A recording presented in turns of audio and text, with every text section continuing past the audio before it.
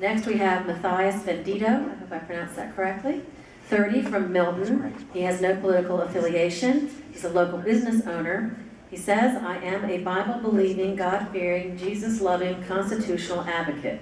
My campaign is not accepting donations or endorsements, and I'm not affiliated with any political party. Florida needs political leaders who are prepared to stand up for the people and stop favoring special interest groups. His top priorities: 1, state sovereignty, best method of limiting an out-of-control government. 2, reinstate open carry, best method of reducing crime and securing liberty. 3, silver-based state currency, best method of restoring the local economy. And these are your 4 candidates for State House of District 1. Representatives. Okay, our first question, gentlemen. This is regarding Santa Rosa County. Santa Rosa County is currently divided into 3 House districts, and we have 3 representatives, each with a majority of the constituents having nothing in common. I don't believe that, but I'm reading the question here. I'm not making them up. Nothing in common with the needs of other areas in the county. Gulf Breeze is a small portion of the predominantly Pensacola district. Villa Venice to Holly by the Sea goes all the way north to the state line at Phoenix Springs in a highly rural and farm district. Navarre is overshadowed by the military and influenced by Okaloosa County School District areas. Redistricting will happen after the 2010 census. Will you support redrawing will you support drawing a district that is more responsive to the needs of Santa Rosa County? We'll start with... I totally concur with Berg's last statement. Very easy, especially since I was the last one. Because the districts are horrible. When I was trying to map it out, I was amazed that they were written that way, and I was wondering myself. So it's very nice to see that it's that on the ticket is actually redrawing the districts. I have so much to say, but I'm going to try to stay on topic and just finish my 90 seconds quickly because it's such an easy question. But thank you guys very much. Back to insurance here. Florida hurricane season is underway. Major insurance carriers have left Florida in the past few years. Recent reports show that many of the new insurers authorized to do business in Florida are on shaky financial footing. Citizens is supposed to be the market of last resort. Rates in Citizens have shown to be inadequate, yet premiums are held down for what appear to be largely political reasons. Citizens is very difficult to deal with. Clumsy underwriting requirements from inspections and poor claim service. Now, effective August 1st, Citizens will no longer insure homes with aluminum wiring.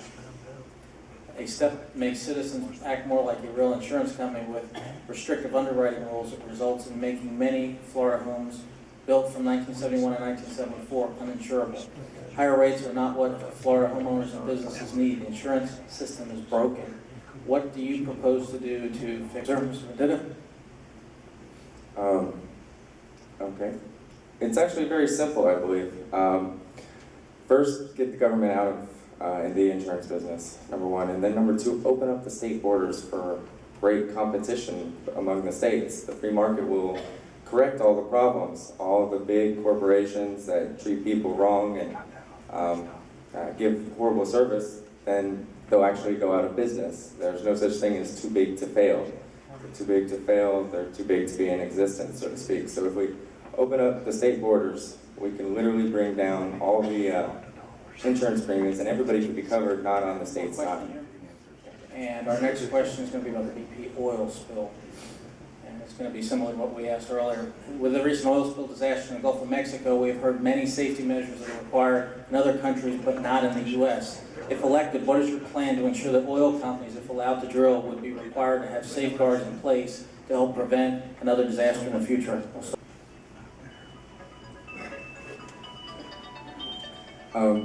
Really, when it comes down to it, I hate saying it, but we can't be putting any faith in BP. They are just as deep in the derivatives market as the thing that destroyed our economy in the first place. So if we're actually looking to get money from them to make us right, we're going to learn pretty soon that they're going to be bankrupt because of their investments over the past several years. It's not on major media because most people aren't even talking about it. They want us to all be mad at BP. And the Cortex, the dispersants that they're spraying nightly on it is doing nothing to the oil except for putting it at the bottom of the ocean. If we actually have a storm this year, it's going to, and a hurricane churns up the cold waters from the bottom, it's going to be churning up the oil. We need to be looking as a state, what are we going to do when our electric grid goes down? if we have one storm, all our power companies are basically on the waterway. If they get clogged up with this oil, we're going to be without power. How are we going to feed our statesmen, our constituents? We need to be looking at the devastation that's yet to come, and not be putting faith into BP, because they're not going to be around much longer. I have a couple of friends that are working from tagging the equipment to working on this spill. They are wasting money left and right. They're throwing it away. Makes me believe that they're hooked up with the Federal Reserve and they're just printing the money out of thin air. But I greatly appreciate you guys for coming out tonight. Informed voters are what we need, and that's what you guys are trying to be. So thank you very much. Okay, we'll go down here to Mr. Brown.